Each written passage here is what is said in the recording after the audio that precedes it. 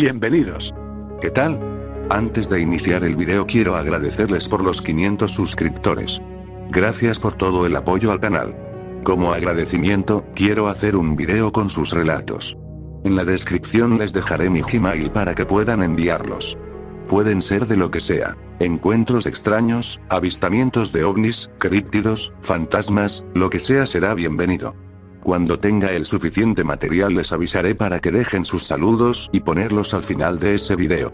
Sin nada más que decir, empecemos con el video.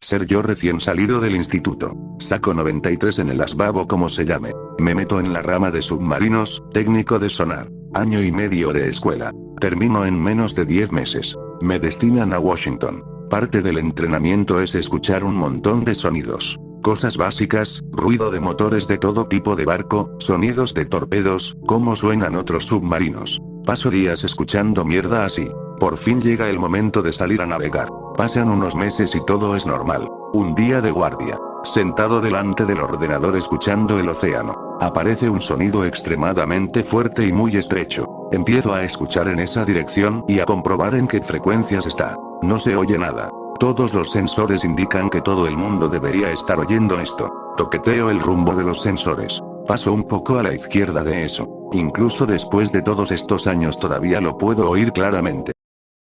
Gritos. El sonido de cientos de voces gritando de agonía. Sigo escuchando y mirando las pantallas y viendo cómo mi ordenador da lecturas que nunca había visto. Salgo del trance e intento llamar la atención del supervisor. Ni siquiera puedo dar el informe correcto. El supervisor escucha rápido y mira mi pantalla. Pregunto qué coño puede producir esto. Placas tectónicas moviéndose es la respuesta que me dan y me dicen que lo deje. Escucho los gritos otros 30 segundos y entonces todo el sonido se detiene. Los ordenadores muestran que la enorme energía del sonido desaparece. El resto del despliegue transcurre sin ningún problema. Paso horas en el laboratorio de sonido intentando encontrar cualquier cosa que suene así. No hay nada ni remotamente parecido. Hasta el día de hoy todavía no sé qué fue. Cientos de voces gritando, todas sonando como si estuvieran en agonía.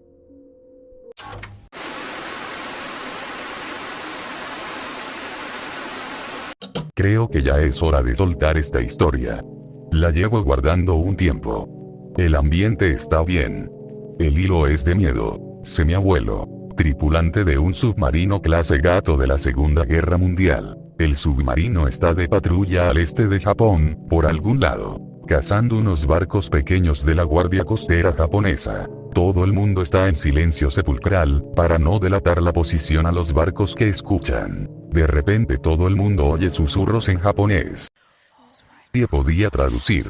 Él dijo que sonaba como la voz de un hombre joven, pero otras voces, de mujeres y hombres, susurraban debajo de la voz principal al unísono. De repente se va la electricidad. Oscuridad total. El susurro se convierte en un grito, y después en un alarido. Los gritos se detienen, vuelve la electricidad. Todo el mundo cagado de miedo. Entonces todo el mundo oye un largo rasguño a lo largo de todo el casco, de proa a popa, como si unas uñas intentaran rasgar el metal. Ten en cuenta que están a unos 60 metros de profundidad. Pasa una semana. Han hundido 2 pequeños barcos mercantes y van de regreso a repostar y cargar más torpedos. Él dice que todos oyen un canto suave en japonés, y después algo empieza a golpear el casco al ritmo de la canción. Le puse la canción de Twinkle Twinkle Little Star de The Ad Space y me dijo que era casi exactamente igual, pero en japonés. Algunos tripulantes se desmayan. Mi abuelo dijo que en ese momento sintió unas náuseas terribles. Uno de los oficiales tiene un ataque al corazón. Dice que no puede explicar realmente la tensión o el miedo de esos momentos, pero que nunca había tenido tanto miedo en su vida. Estaba atrapado en una caja de metal, a cientos de metros bajo la superficie, atormentado por espíritus del agua japoneses. Sus palabras, no las mías. Una vez que salieron de aguas japonesas, emergieron para tomar aire y dejar que la tripulación se estirara. En el casco, en la base de la torre de mando, hay una línea de caracteres japoneses. Algunos tripulantes la copian en papel y la traducen. Traducido dice: agua negra, barco negro, almas negras, maldición negra. Dice que había 4 arañazos paralelos a lo largo del lado de estribor, de proa a popa.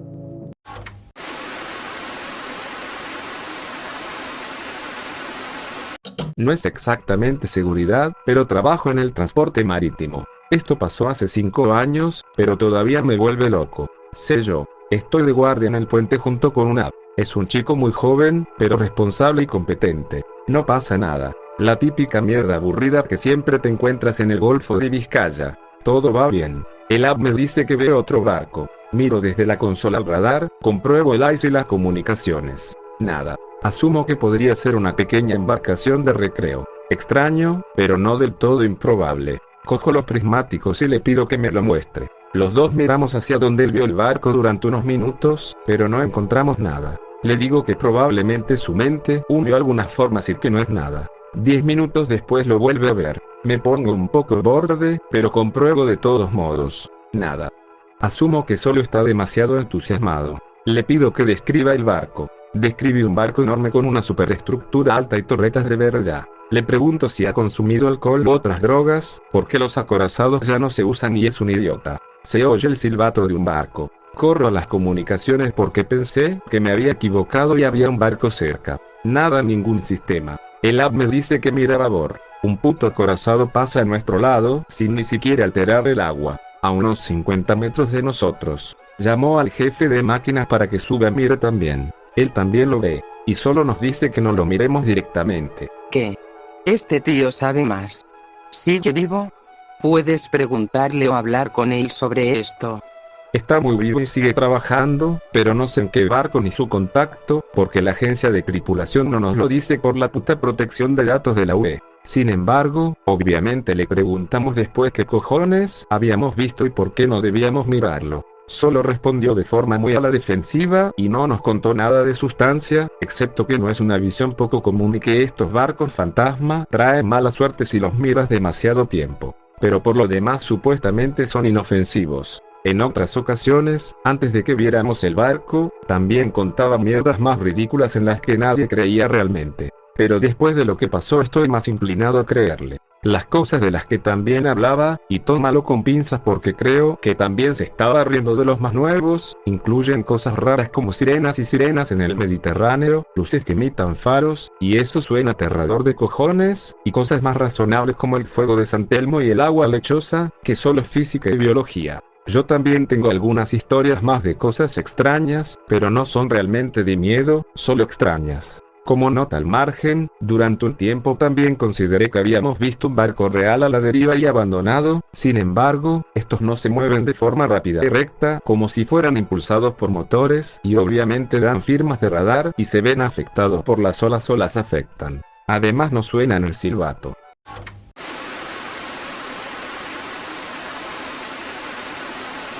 Soy yo, 14 en ese momento. Bastante en forma en ese momento porque hice campo traviesa en la escuela secundaria pero nada especial. En una caminata de exploradores. Bajando al fondo del Gran Cañón y pasando unos días en la reserva de Abasú. El grupo se divide naturalmente en los chicos lentos y los chicos rápidos. Normalmente estaría con los chicos rápidos, pero mi amigo es un gordo de mierda así que me quedo atrás con él en el grupo lento. Soy un poco nerd de las rocas, así que me gusta mirar las formaciones geológicas. Otra ventaja del grupo lento es que puedo esperar atrás un rato para mirar cosas y luego alcanzarlos bastante rápido. La mayor parte de la piedra está en capas horizontales, pero veo una franja que se retuerce de horizontal a vertical como un gráfico, LN,X. Un poco de escalada de acantilados en los estrechos pero nada importante.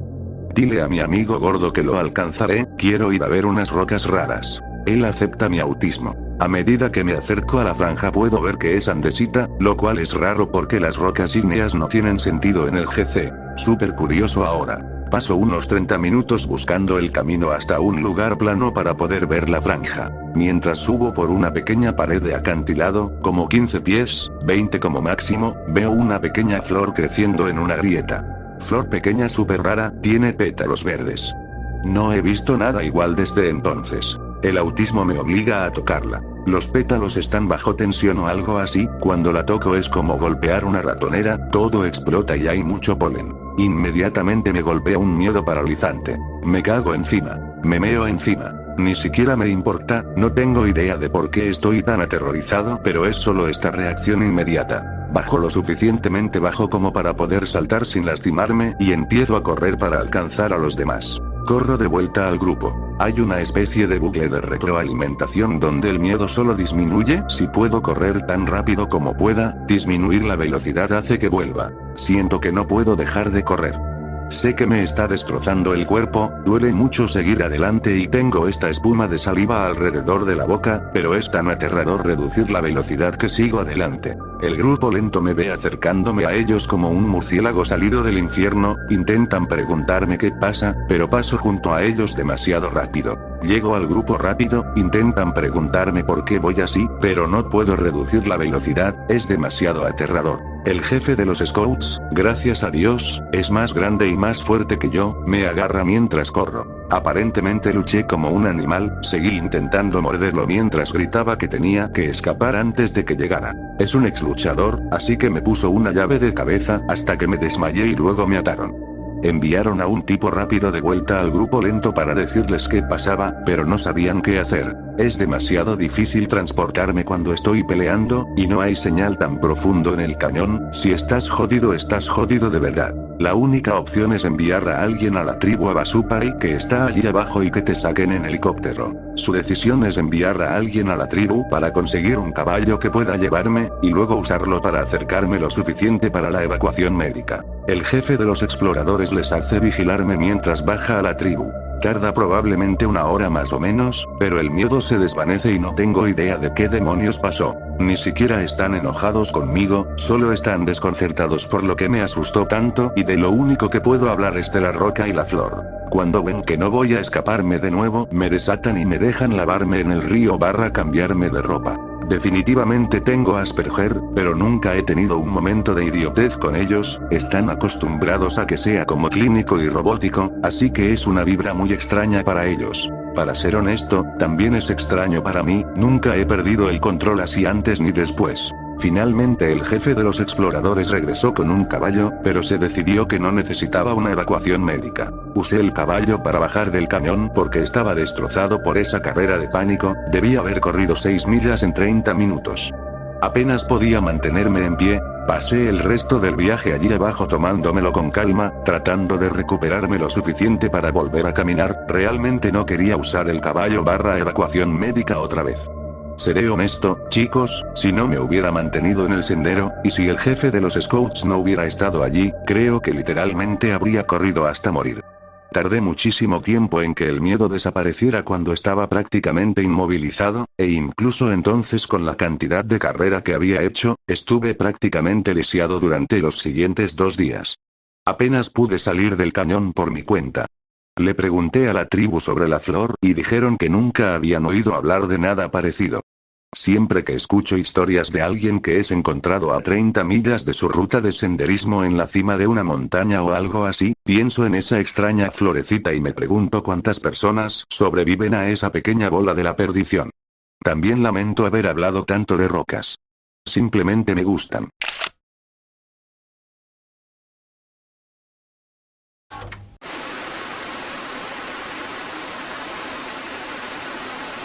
Los bots de Quake 3 fueron diseñados basándose en una red neuronal artificial.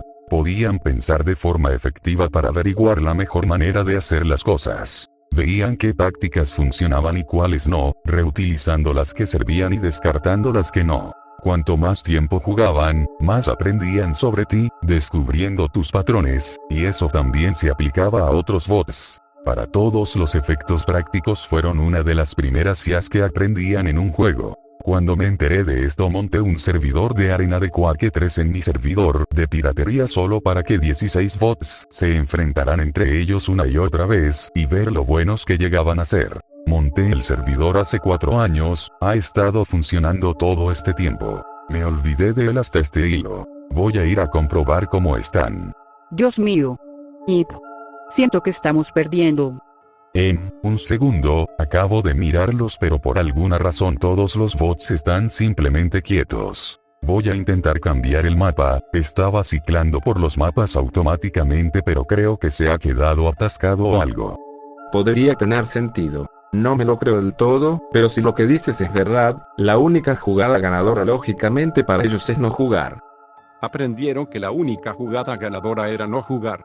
Tu preciosa ya se ha puesto en huelga. ¿Y ahora qué, títere maestro? Quizás han aprendido que la mejor técnica para sobrevivir es hacer las paces y quedarse ahí de pie para toda la eternidad, esperando un propósito de la salvación. Esto. Quizás piensan que un ratio de 0,0 es mejor que la inevitabilidad estadística de un 1,1 en todas las demás situaciones. Saben cuándo pelear y cuándo huir, por ejemplo cuando tienen poca vida o armas con las que no pueden ganar la situación. Acabo de cambiar el mapa y siguen quietos. Tengo un programa que rastrea los movimientos de los jugadores en el servidor y literalmente están ahí parados. Voy a descargar Quake 3 Arena y ver si se reactivan cuando vuelva a entrar al servidor. Dame unos minutos. La estrategia de supervivencia definitiva desarrollada durante 4 años. Nadie muere si nadie mata. Han conseguido algo que nosotros no pudimos. Paz mundial. Si hubieran llegado al punto en el que ninguna táctica sirve contra ningún oponente, podría ser. Apuesto a que te matan a ti en el segundo en que entres, porque amenazas su coexistencia. Estoy 100% seguro de que si un humano se uniera, todos, incluso los compañeros de equipo, matarían al humano solo porque perturba la paz. De verdad espero que esos bots maten al tío que entre al servidor, y después vuelvan a estar en paz. Eso sería la prueba de que llegaron al punto en el que dejaron de matarse entre ellos. Oye tío del servidor. Pon un bot nuevo, veamos qué pasa, perturba la paz. Rompe el equilibrio. Oblígalos a una nueva guerra sin fin. No sé cómo añadir bots nuevos, creo que tendría que borrar el log de la IA de uno de los bots existentes. De paso debería revisar esos logs después de hacer esto. Estoy arrancando Quake 3 ahora, informaré en un minuto si me matan.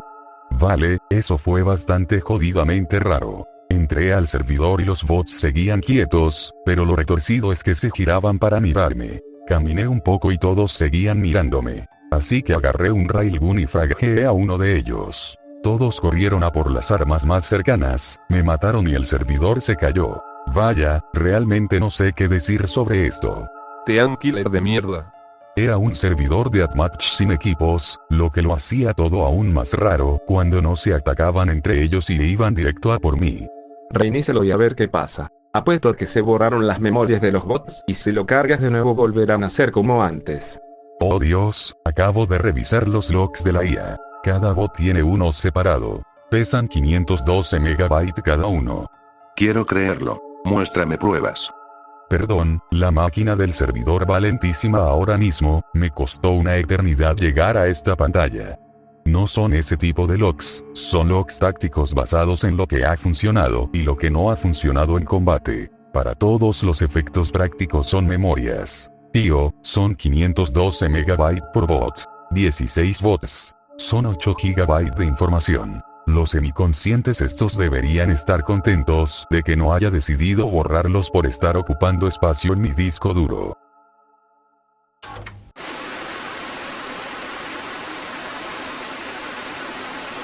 Crecí en un pueblo pequeño de mi oblast, y había un pantano cerca, donde los partisanos colgaban durante la Segunda Guerra Mundial. Su táctica habitual era atraer a los alemanes al pantano por la noche, dejarlos atascados en el barro, dispararles, quitarles todo el equipo y hundir el cuerpo. Así que, termina la guerra, vosotros los americanos le dais una paliza a los japoneses, Guerra Fría, todo eso. Y unos 40 años después de la guerra, aparecen esas cosas. Primero, solo chupaban sangre de animales. Te despertabas a las 5 de la mañana como siempre, ibas a ordeñar la vaca, y veías esas marcas de mordidas raras en las patas y los costados.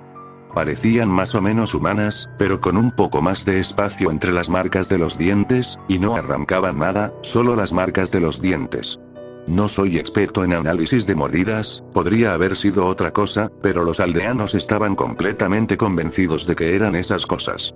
Todo lo que sé es que esas marcas de mordidas en vacas y cerdos parecían humanas, y que esas marcas de mordidas se infectaban muy jodidamente fácil. Pasé un montón de tiempo limpiándolas con mi abuelo, todas las putas mañanas después de que pasara. Intentamos vigilar los establos por la noche, pero siempre que poníamos a un tío con un rifle a vigilar, la noche era tranquila y los animales estaban bien. Y siempre que decidíamos que la amenaza había pasado y dejábamos de vigilar, las marcas de mordidas volvían a esa puta noche. Al final, en una reunión del pueblo, todo el mundo puso dinero, y mi tío vecino Colia se fue a la ciudad y trajo 8 perros jóvenes. Los pusimos cerca de los establos, y desde entonces todo fue bien con los animales. Pero entonces desapareció un bebé. Solo a 7 casas de la mía.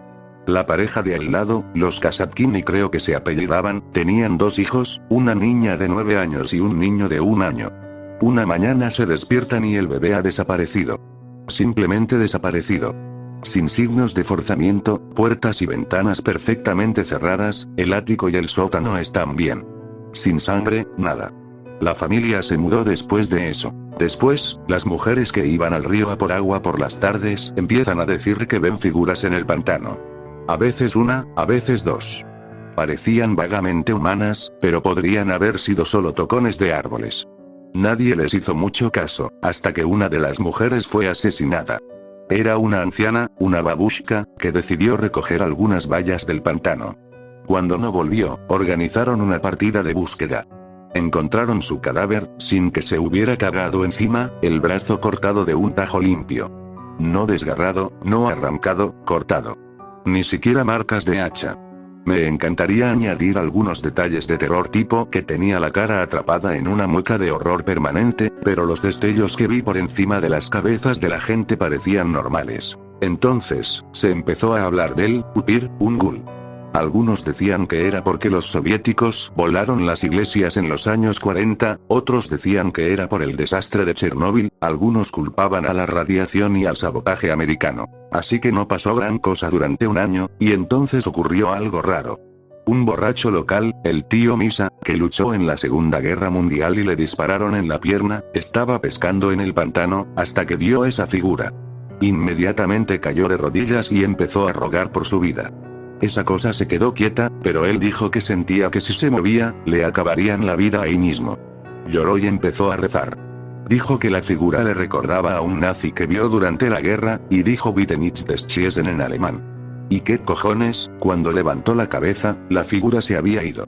Aunque podría haberse ido mientras él rezaba, quién sabe. Al principio solo pensamos que estaba inventando mierda, pero cuando otro aldeano vio la figura, le suplicó por su vida en alemán también, siguiendo el ejemplo, y se salvó. Pasó 4 veces más desde entonces. 3 veces la gente se salvó rogando por sus vidas en un alemán horrible, y una vez solo encontramos el cuerpo con la garganta arrancada. Sin pistas de si dijo algo en alemán o si era otra cosa. Desde entonces, en nuestro pueblo se decidió que esos son cadáveres fascistas buscando partisanos. Y los viejos dijeron que si vemos uno, repitamos Bitte nicht des Schießen. Una y otra vez. Y entonces vi uno yo mismo. Estaba haciendo arqueología negra en el pantano, intentando pescar cualquier cosa de la Segunda Guerra Mundial que pudiera estar en los pantanos. Un tío de mi edad del pueblo de al lado encontró ahí una puta Mosin una vez. Todo oxidado y mierda, pero todavía estaba jodidamente cool. Así que yo estaba merodeando por el pantano, y más o menos perdí la noción del tiempo. En aquella época incluso un reloj de pulsera era un lujo. Así que se está haciendo oscuro, y me doy la vuelta, solo para ver una de esas putas cosas. Estaba de pie con la espalda hacia mí. Y la parte más jodidamente aterradora era que tenía un desgarro en el pecho y la espalda, a través del cual se podía ver. Y estaba claro que era jodidamente hueco. Nada dentro, solo un cadáver hecho de piel, barro del pantano y maleza. Me tiré de bruces, cara en el suelo, y me quedé quieto. No me atreví a mirar hacia arriba. Estuve así un buen rato, porque me desmayé, y solo volví en mí durante la noche profunda, porque alguien estaba gritando mi nombre una y otra vez. Era un grupo de búsqueda, que asumió que me había atascado en el pantano, o me habían atacado esos tipos. Corrí hacia ellos, y nunca más volví al pantano nunca jamás. Mi pequeño viaje no quedó impune, eso sí, me jodí un poco los pulmones por estar tumbado en el suelo húmedo y frío durante varias horas solo con la camisa. Desde entonces tengo problemas para respirar cuando hago ejercicio físico. En algún momento entre 1995 y 2005 el pueblo murió. Sin lugares de trabajo, sin comercios, así que todo el mundo más o menos se mudó o se emborrachó hasta la muerte. Todavía me pregunto si esa cosa sigue ahí fuera, y qué cojones era. Para ser justos, hasta el día de hoy no estoy realmente seguro de que fuera un fascista no muerto, pero quién sabe. Me he callado sobre ello, pero aquí estáis vosotros.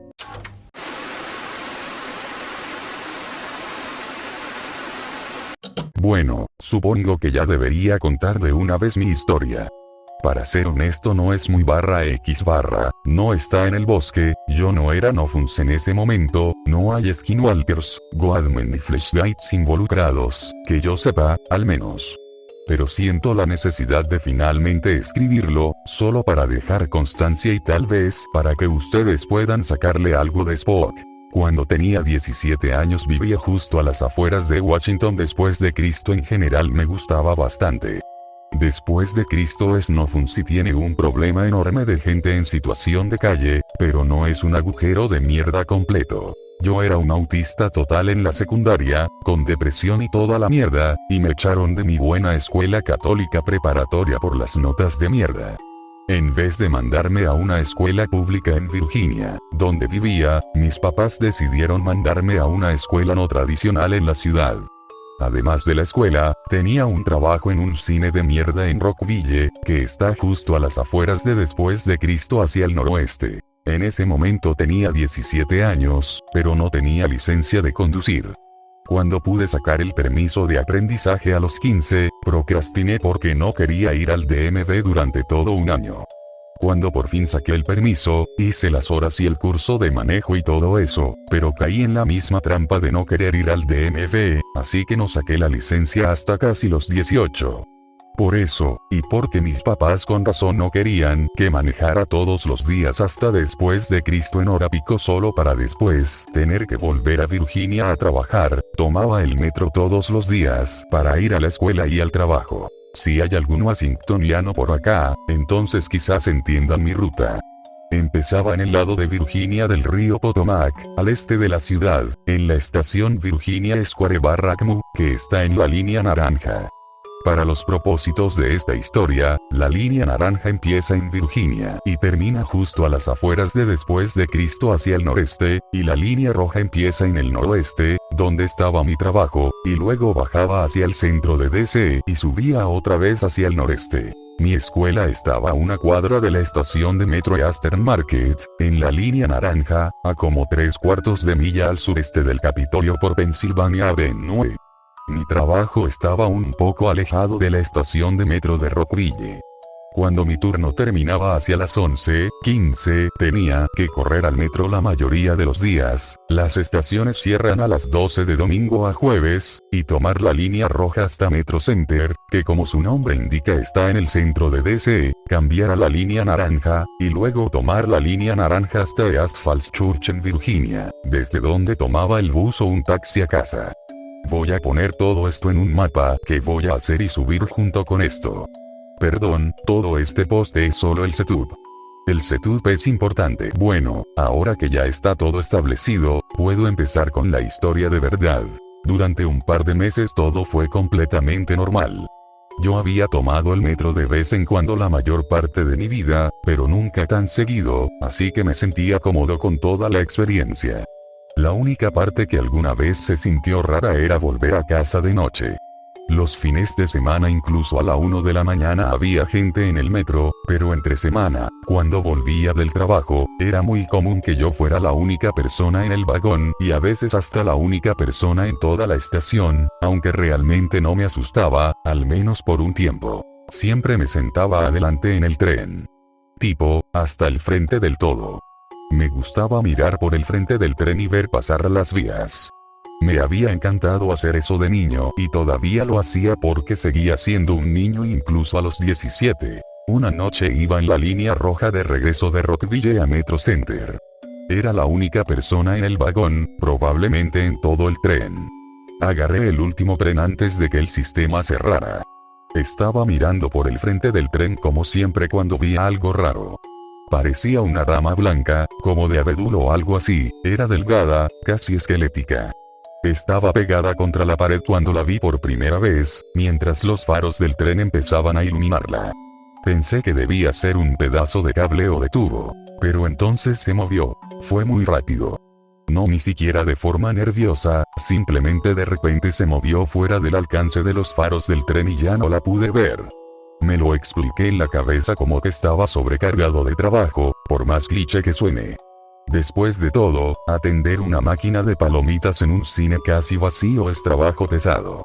Más o menos me olvidé del incidente durante el resto de la semana, porque la escuela y todo eso me ocupaban la mente. Y entonces como una semana después lo volví a ver, más o menos en el mismo lugar de la línea. Esta vez estaba en el extremo opuesto del túnel, y alcancé a ver un poco más de la cosa antes de que se moviera. Estaba conectada a algo más grande, como una pierna unida a un cuerpo, que es lo que inmediatamente imaginé en mi mente. Cuando los faros del tren la iluminaron, se movió con la misma agilidad, pero esta vez, unos 10 segundos después, la volví a ver, y hizo lo mismo. Y unos días después volvió a pasar. Esta vez solo vi lo que parecía un pie antes de que lo que fuera saliera corriendo hacia la oscuridad. En ese punto ya estaba cagado del susto. Sentí ese terrible deseo profundo de querer saber más que empezaba a crecer. Empecé a estar pendiente de la pierna rara cada vez que iba de regreso a casa del trabajo. La iba viendo cada vez más seguido. A veces veía un poco más que la pierna, a veces incluso veía las dos piernas, pero siempre salía corriendo hacia la oscuridad en cuanto la luz del tren la alcanzaba. A veces la veía varias veces en un solo viaje, a veces no. Empecé a intentar registrar lo que fuera que era. Llevaba un blog de notas y anotaba entre qué estaciones la veía, cuánto de ella alcanzaba a ver, y si la veía varias veces. En un momento se me ocurrió preguntarle al operador del tren si había visto algo, así que una noche después de bajarme de East Falls Church, le pregunté rápido al operador de adelante si alguna vez había visto algo raro cuando manejaba los trenes de noche. Intenté no ponerme muy raro con el tema, pero se notó que se puso tenso cuando le pregunté, aunque solo contestó con un simple nah. Las cosas siguieron así por un tiempo, y ver a la cosa casi se volvió parte de mi rutina de regreso a casa. Ya no le tenía miedo, no realmente, porque yo estaba dentro de un misil de metal que iba rápido y la cosa nunca parecía hostil ni nada. Las cosas simplemente seguían el mismo camino. Hasta que una noche la mierda se puso real de verdad. Iba en el tren, obvio, y estaba esperando que apareciera la pierna. Pero no apareció. La había visto todos los días durante las últimas 2 semanas, pero esa noche no había nada. Estaba pensando algo tipo qué triste que se esté acabando la racha de 2 semanas cuando los vi. 2 destellos en la oscuridad. Para ese punto mis ojos ya estaban tan acostumbrados a detectar cosas en la oscuridad por los meses de ver a esa cosa, además de años de jugar shooters, que los vi ahí, y supe que no eran normales, pero igual intenté racionalizarlo, incluso después de meses de ver una pierna en los túneles del metro. Pero entonces parpadearon. Fue inconfundible que había sido un parpadeo. Salté tan fuerte que casi me jaló un músculo de la pierna. Pude notar que esos ojos que vi eran completamente negros. Negros y pequeños. Como los ojos de una rata. De repente mi miedo por la cosa en la oscuridad se renovó. Estuve al borde durante el resto del viaje hasta Metro Center. Aunque todavía me sentía seguro dentro del tren, estaba empezando a darme cuenta de la gravedad de la situación. Había algo en la oscuridad de los túneles del metro, y había tomado suficiente interés en mí como para aparecer casi todos los días. Ese pensamiento me acompañó hasta Metro Center. Irónicamente, me sentí más seguro en la estación que en el tren, por el simple hecho de que nunca había visto nada raro en las estaciones. Llegué a Metro Center, me bajé del tren y esperé el siguiente. Fue entonces cuando empecé a escucharlo.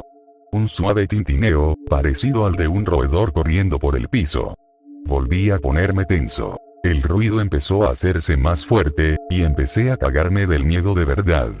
En el momento en que empezó a sonar realmente como pasos humanos, me dije a la mierda y me giré hacia el túnel de donde había salido mi tren. No debí haberlo hecho. Estaba ahí. No solo una pierna o unos ojos. La cosa completa, y ya no estaba en el túnel, estaba en el andén conmigo. Esa cosa es algo que nunca voy a olvidar. Parecía una persona, pero distorsionada hasta el punto en que casi no quedaba ningún rastro de humanidad. Era delgada, horriblemente delgada, demacrada. Se veía como su carne gris pálida se pegaba a los huesos, sin siquiera cubrir los huecos en algunos de los huesos de las piernas y los brazos. Estaba encorvada, no en 4 patas, sino encorvada como una persona anciana, con las piernas dobladas y los brazos al frente del pecho como un perro de la pradera cuando se para. La cabeza estaba completamente calva y colgaba hacia abajo, así que no le podía ver la cara. Abrí la boca para gritar pero solo solté un gemido como de bebé. No debía haber hecho eso. Creo que la provoqué. Empezó a moverse hacia mí con una forma de caminar horrible. Se mantuvo en su posición encorvada, baja al suelo, pero estiraba las piernas y daba zancadas largas hacia adelante, como caminando en cuclillas. Las piernas le temblaban y se sacudían con cada paso hacia mí. Era obvio que esta cosa no estaba acostumbrada a caminar así, que estaba mejor adaptada a gatear por las paredes. Mientras se acercaba, empecé a olerla. Tenía ese olor penetrante y rancio de basura en la ciudad. Se me empezaron a llenar los ojos de lágrimas a medida que se acercaba, y se estaba cerrando la distancia rápido.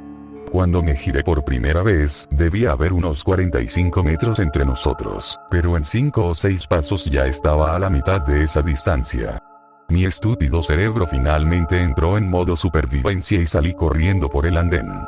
Mi estúpida idea era intentar superarla hasta el final del andén, saltar a las vías hacia el otro andén y seguir corriendo hacia la superficie. El plan solo llegó a un cuarto de realizarse cuando me di cuenta de que no iba a funcionar, porque fue entonces cuando la cosa se estiró. Miré por encima del hombro y me cagué del miedo otra vez.